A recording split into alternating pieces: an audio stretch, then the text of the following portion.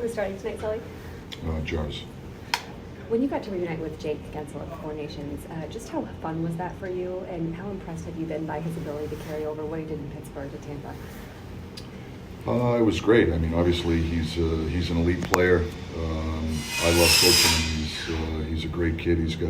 He's a fierce competitor first and foremost, but he's got such a high hockey IQ. He's got incredible aptitude for the game.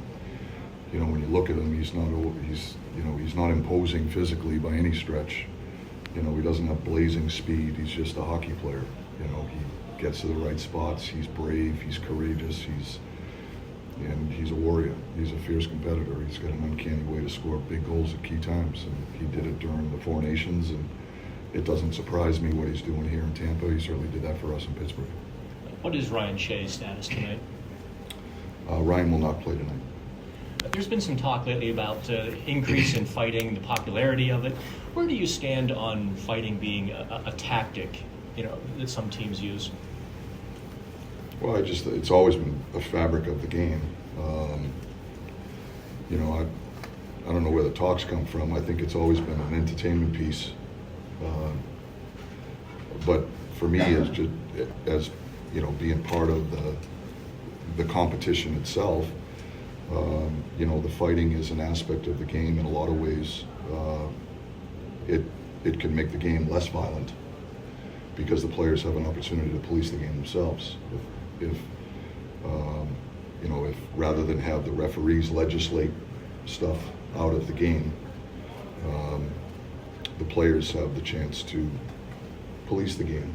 In a lot of ways, it's like playground rules.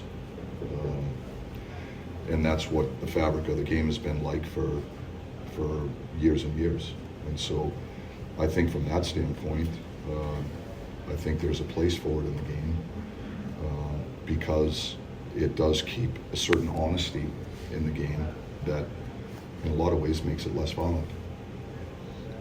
Vasilevsky kind of introduced himself to the hockey world in the playoffs against you in 2016. What are your recollections of how he played in that series? And is he as physically impressive as any goalie you've ever coached against? My recollection was he was spectacular in that series, and he's been obviously one of the elite goaltenders in the league ever since. So, you know, he's one of the premier goaltenders in the league. The workload that he's been able to endure season in and season out. These guys have played a lot of hockey. They've gone deep into the playoffs. They've had a number of playoff runs, and you know, he's played hard hockey. But he's in a lot of ways there aren't a lot of goaltenders that carry the workload that he carries in today's game. It seems like most teams go to a 1-1A approach of goaltending because of the demands of the schedule, and you know, there's a lot of reasons for it. But you know, I think he's one of the few guys that has the ability to carry a heavy workload like he has, and he continues to play at such an elite level.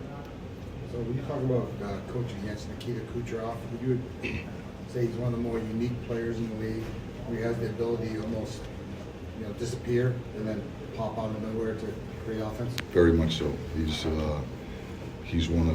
I think he's one of the more creative offensive players in the league. He's one of the more deceptive players in the league.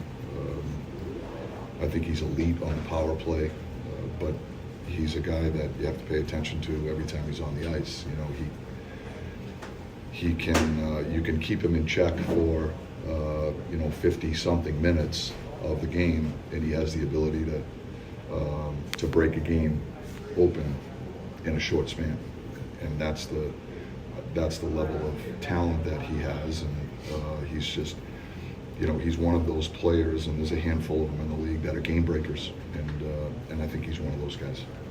Thanks, Coach. Sure.